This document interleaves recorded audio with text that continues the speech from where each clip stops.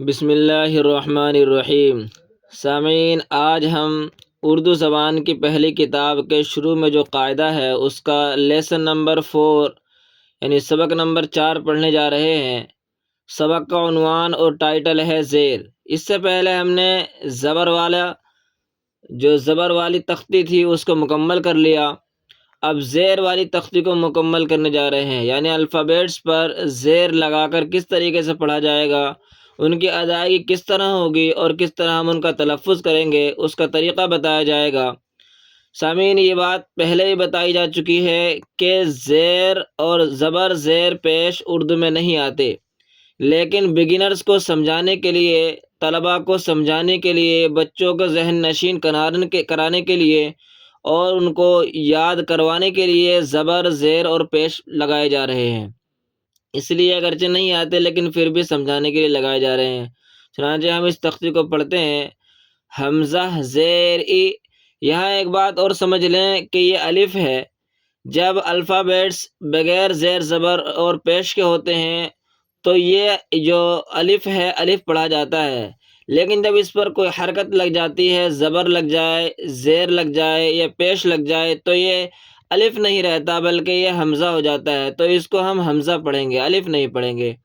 حمزہ زیر ای، با زیر بی، پا زیر پی، تا زیر تی، ٹا زیر ٹی، ثا زیر ثی، جیم زیر جی، چا زیر چی، حا زیر حی، خا زیر خی، دال زیر دی، ڈال زیر ڈی، زال زیر ذی، را زیر ری، ڑا زیر ڑی، زا زیر زی، زا زیر زی، سین زیر سی، شین زیر شی، صاد زیر سی، ضاد زیر ضی، طا زیر طی، ظا زیر ظی، عین زیر عی، غین زیر غی، فا زیر فی، قاف زیر قی، کاف زیر کی،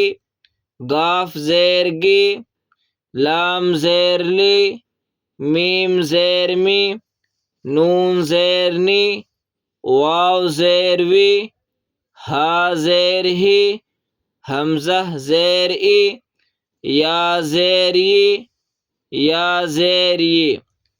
سامعین، دیکھا آپ نے اوپر بھی حمزہ تھا اور یہاں حمزہ ہے۔ یہاں حمزہ اپنی اصلی شکل میں ہے اور وہاں حمزہ الف کی شکل میں ہے۔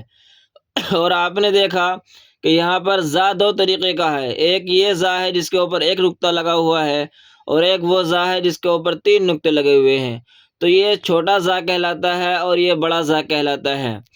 تو آج کی تختی کے اندر زیر کی مشق کرا دی گئی کہ الفابیٹس پر، حروف تہجی پر اگر زیر لگایا جائے تو کس طرح ان کا تلفظ ہوگا، کس طریقے پر ان کو پڑھا جائے گا۔